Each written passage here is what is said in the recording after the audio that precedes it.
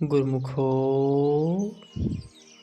मनुष्य महापुरुषों की शरण ग्रहण कर एक तो नहीं अपितु अनेकों जिज्ञासु रूहानियत के प्रकाशमय पथ पर चलने लगते हैं।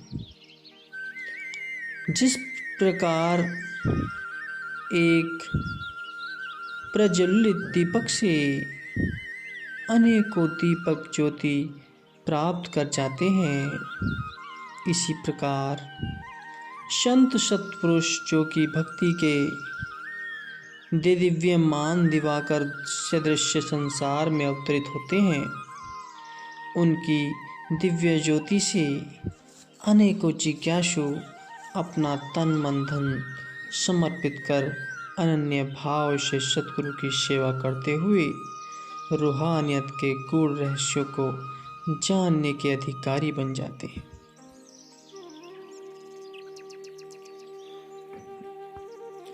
ऐसे ही एक महान श्रद्धालु सतगुरु की प्राणपण से सेवा करने वाले सच्चे सेवक का हम वर्णन करने जा रहे हैं। गुरुमुखो, ध्यान पूर्वक सुने।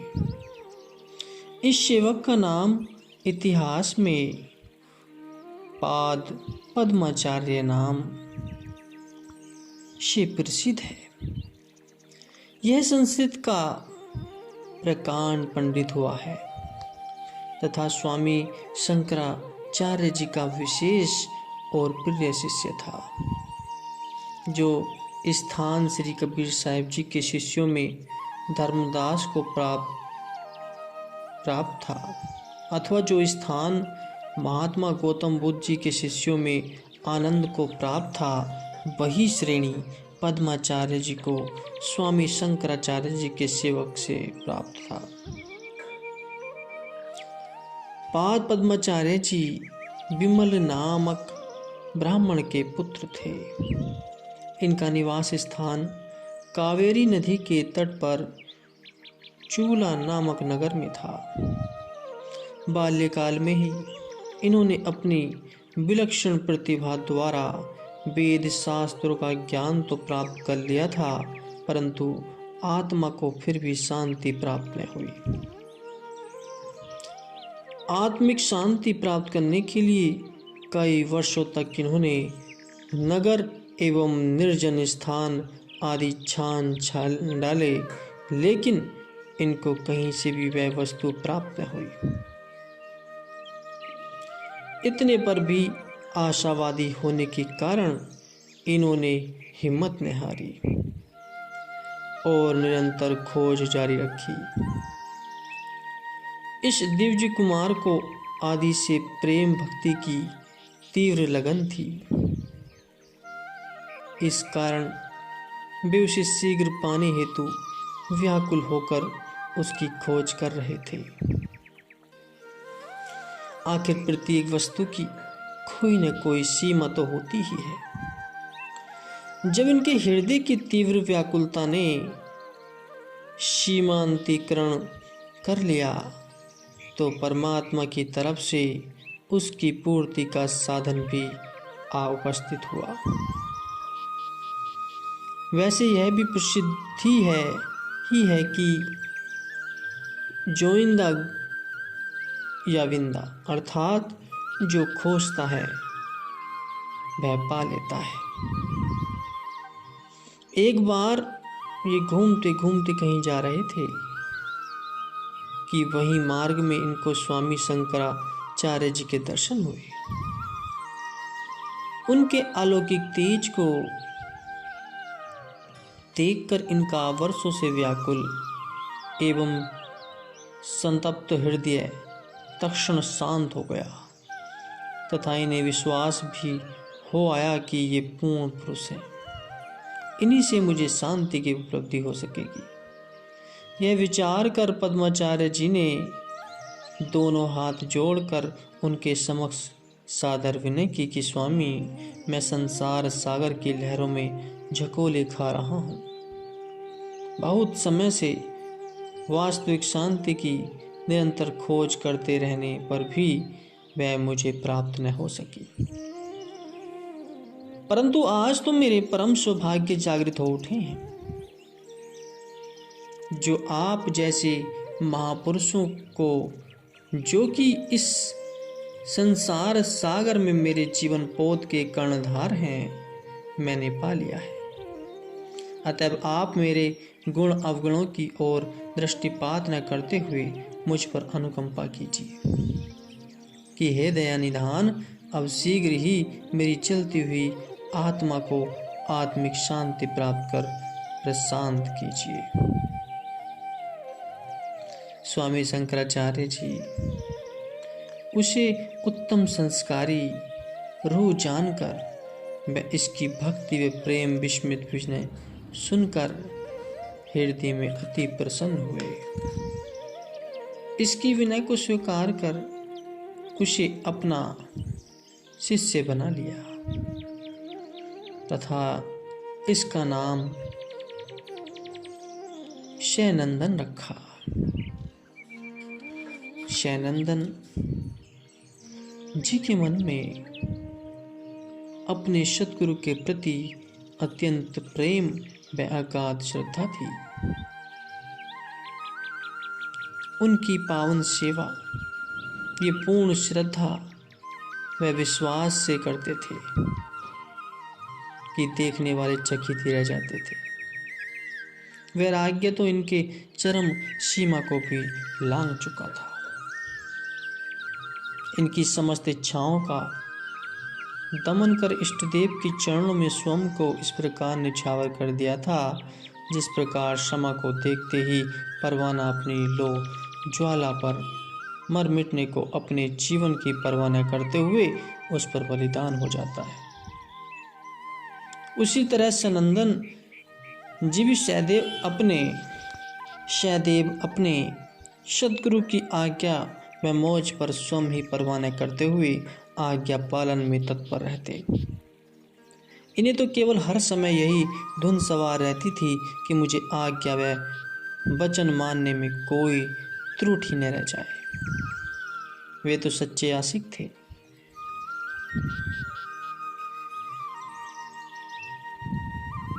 जब भी सतगुरु जी उन्हें बुलाते, उस समय यह जिस भी अवस्था में अथवा स्थिति में होते, हाथ बांधे उनके चरणों में उपस्थित होते।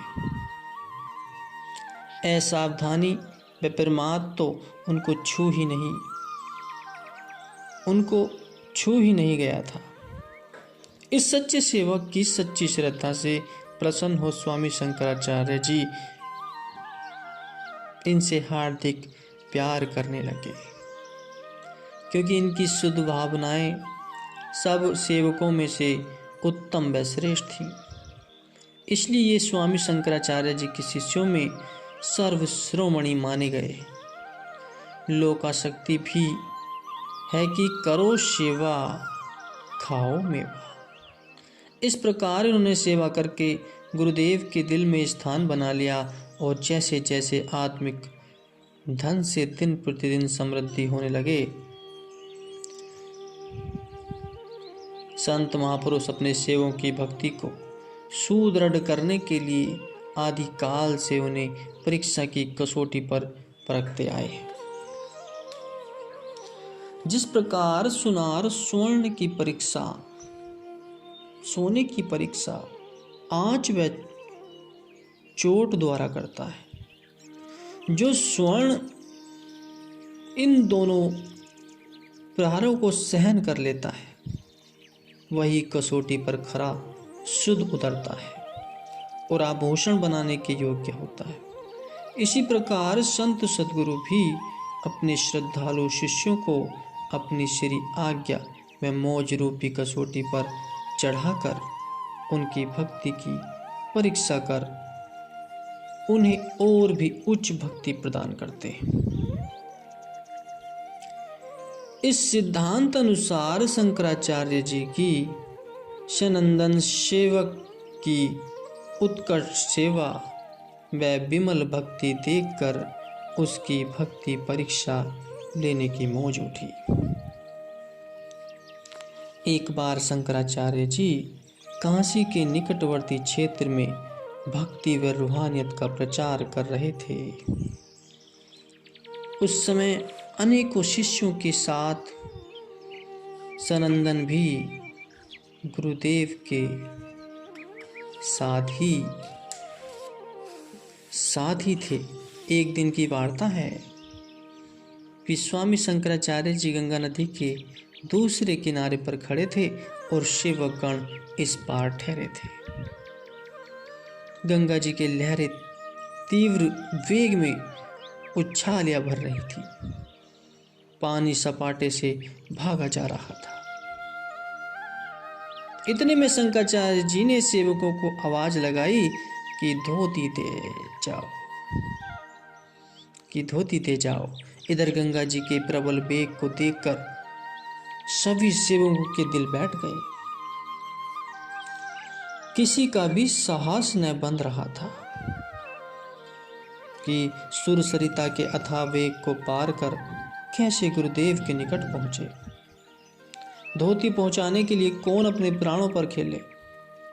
इस प्रकार सभी एक दूसरे का मुंह ताकने लगे।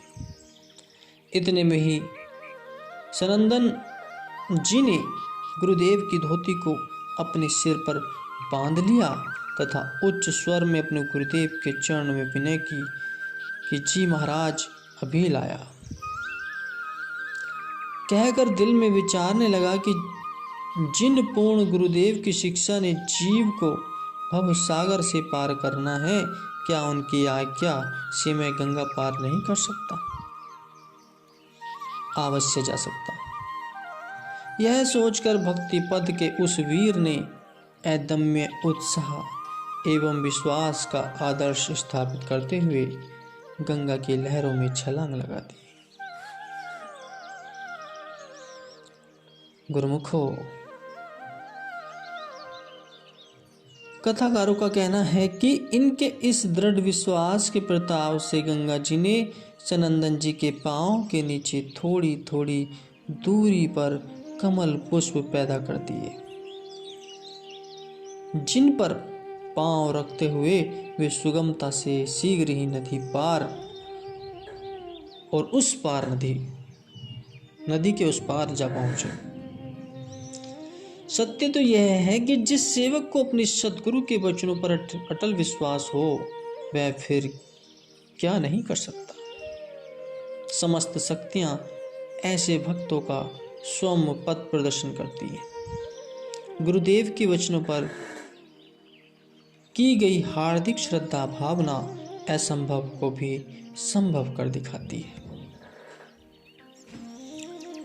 गुरुमुखो, जैसे दोहे से स्पष्ट है कि गुरु समरथ सिर पर खड़े, कहा कमी तो ही दास, रिद्धि सिद्धि सेवा करे, मुक्ति न छाड़े पास।